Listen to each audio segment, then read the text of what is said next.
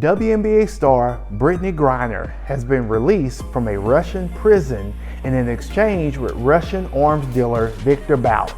Bout had an entire 2005 movie based on him called Lord of War, starring Nicolas Cage. This news of her release has caused shockwaves throughout America and is safe to say across the entire world, being that the United States has been at odds with the country of Russia for several decades, and most recently for their senseless attacks on their Ukrainian neighbors. The latest news has caused many people to celebrate her release, while having others outraged that other prisoners of war did not get released.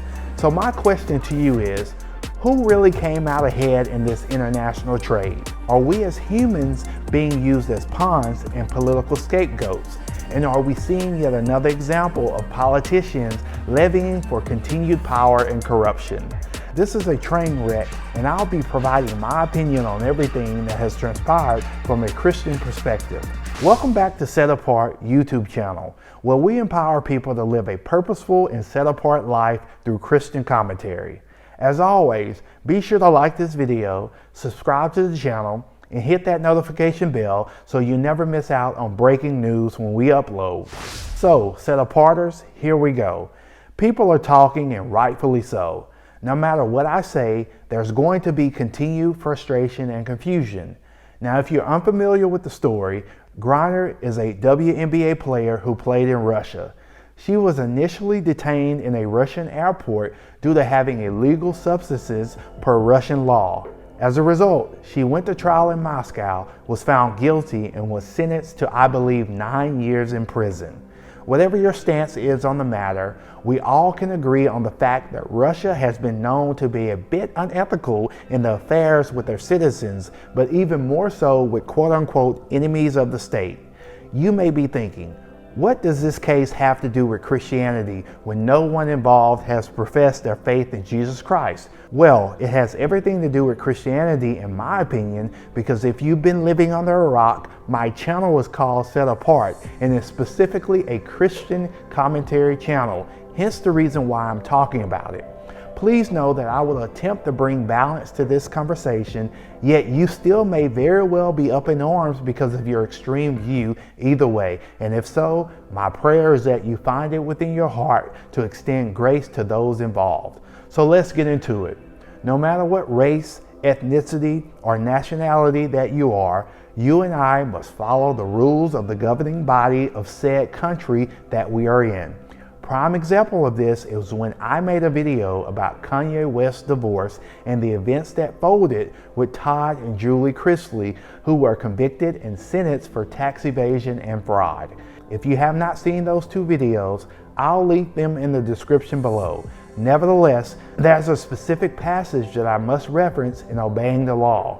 Romans 13, 1-5 states, "Let every person be subject to the governing authorities, for there is no authority except from God, and those that exist have been instituted by God. Therefore, whoever resists the authorities resists what God has appointed, and those who resist will incur judgment.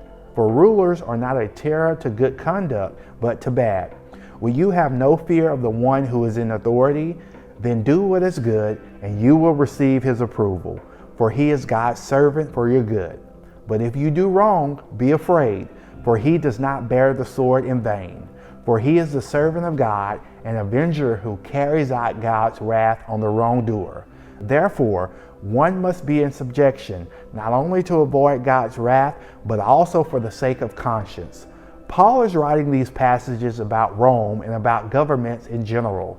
Now, mind you, these people were at odds with our version of faith and Christianity. It's very important that you understand the context of the book of Romans.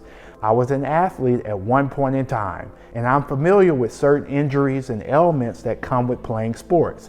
Not saying that I took medical marijuana or any other supplements to foster the pain, but it's not uncommon for people to take certain things for their injuries. Brittney was quoted in saying that she had the substance because of her nagging injuries from playing basketball and didn't realize that they were in her luggage. Now, whether you believe her or not is your prerogative. I'm just a messenger. Having said all of this, it would be wise for all of us to do research on the laws of other countries that we may be traveling to. For example, I live in the state of Texas and I have my license to carry a firearm. I believe in the right to carry for my personal safety and the protection of my family. You may think and believe otherwise when it comes to firearms, etc. We travel quite a bit as a family on vacation. However, certain states in this country prohibit the possession of firearms, even if you have a license to carry from another state. So it would be stupid of me to think that I have the right to carry my personal firearm that I legally own and have a license for to another state such as New York. And it would be as equally stupid of me to pack a firearm in my luggage and take it to another country that I know for sure has laws that prohibit it. Does that make sense?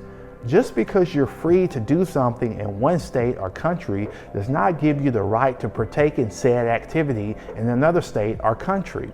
It's up to us to do our due diligence. Of course, the Bible is all about context, so we must know when the time comes that we must disobey man and obey God. I'm not going to get into all of that because I'll cover that in another video. Having said this, there are tons of people who are upset about the arms dealer who she was exchanged for. This guy is pure evil, and who's to say that he will not commit another crime in the future?